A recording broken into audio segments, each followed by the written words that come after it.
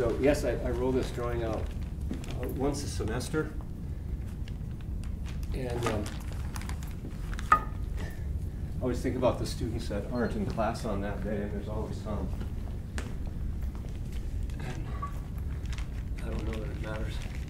This drawing was made, well, it's dated in March of 1975, specifically March 6, 1975.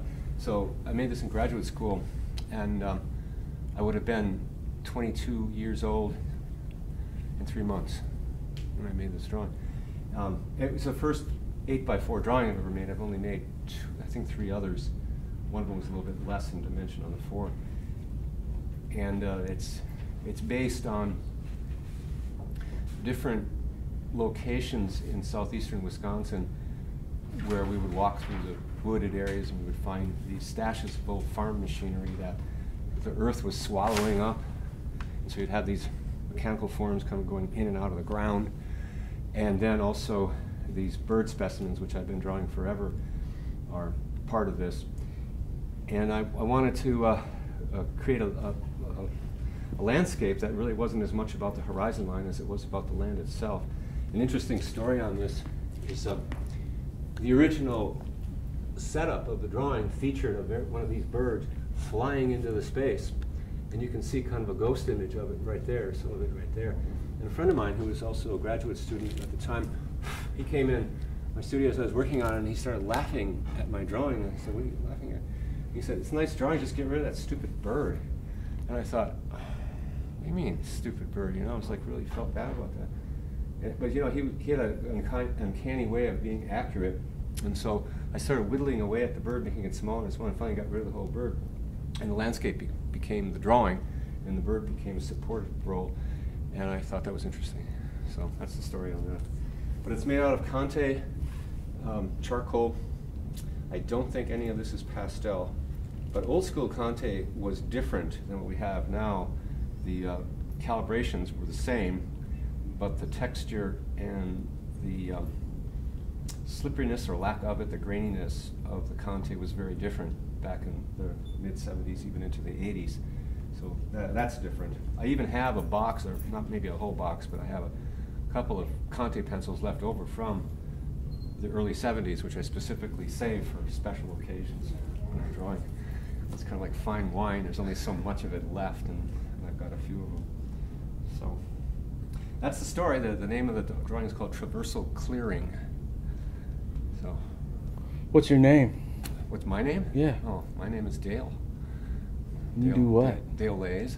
I teach drawing. Yeah. I'll be here tomorrow morning bright and early, teaching the youth of America water media. That's what we're working on now. I want them to know that, hey, I made this when I was your age. What's the matter with you? And maybe that's not good teaching, but I don't really care. I think that they need to know that there are people out there who are this intense and even more intense than this. And so they're going to be in for a shock once they get out of the confines of our Murray State University.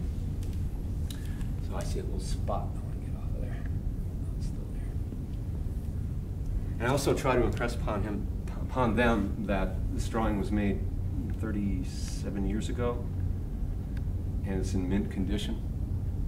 And that's the other thing that's important. You know, not all of my drawings are in this good a condition, but quite a few of them are. And I think that's a big deal. So excuse me, every time I roll it out, I examine it and I wonder what these little dots are. Okay, so I'm going to roll it up, and I have to roll it up in a specific way so that that gum on that tape doesn't affect it. Okay.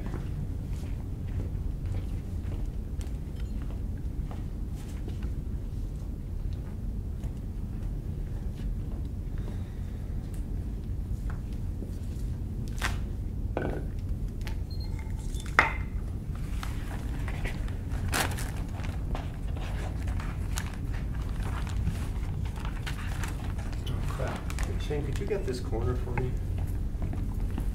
It's got to be folded exactly on that line where the plastic is, otherwise the tape is going to attach to the drawing itself. Because that's what it It's gotta be right on, yeah, right on that line. So that, as opposed to behind it, it's right on it.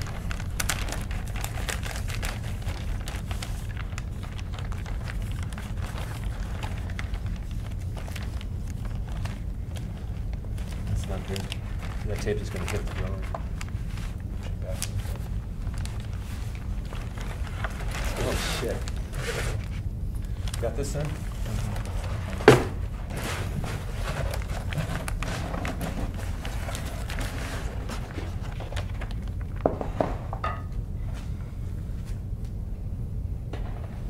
If I had some fresh, clean plastic with me, I would just use new plastic. I didn't know this was going to happen. I'll try again. Yeah, see, pull your drone, pull it, yeah, like that. Okay, I see. See, keep this gummy stuff behind. Okay. And then let's see what it's like if it turns, if it touches the drawing. It's going to touch the drawing, isn't it? Yeah. Okay.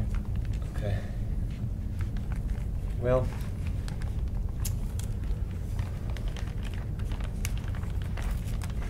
Maybe if we roll it from that side. Doing right now, and they'll just rip you off. They'll just try to do what you're doing right now, and then they don't have an understanding of what you had to go through to get to that. Well, you know, I was having a conversation with a woman. She came in to the ice house, and we were talking about my blog, and she was talking about, well, aren't you afraid that someone's going to steal your ideas or steal what you wrote? And I was like, well, it's like I said no, because you know, it's like I've got more ideas. These aren't my only ideas that I have. I can come up with more. Right. And you know, they're the ones that can't. That's right. So, yeah.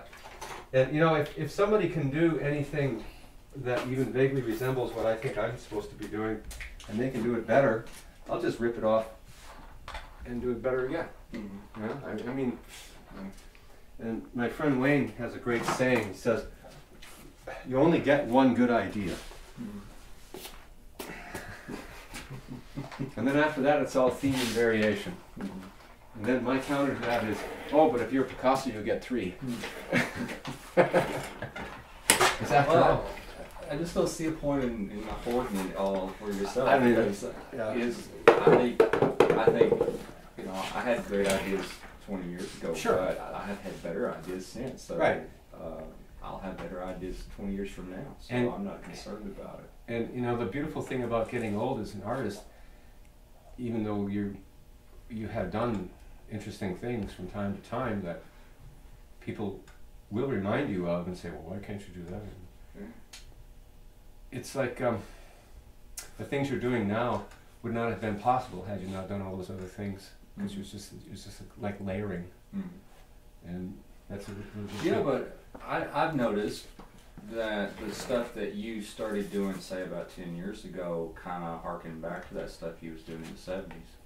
Yeah. That you went through that, you kind of went back I to did. that a little while. I did. It was smaller scale, but...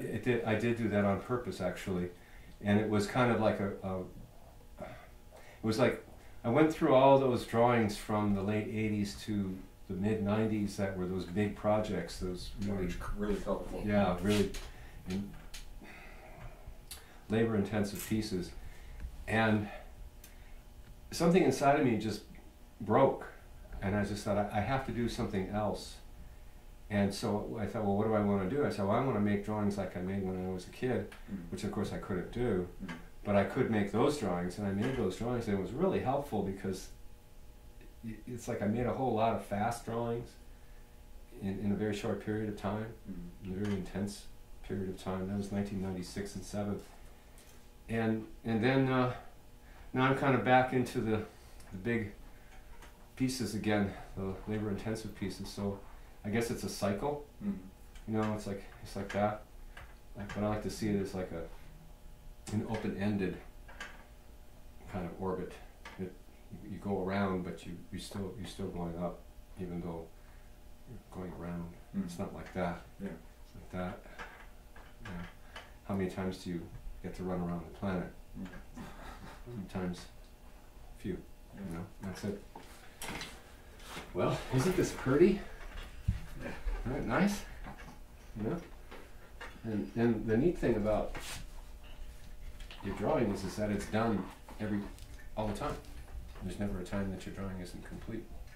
Like I could take the stencils off on that, could clean it up a little bit, and I could say it's done. But I won't.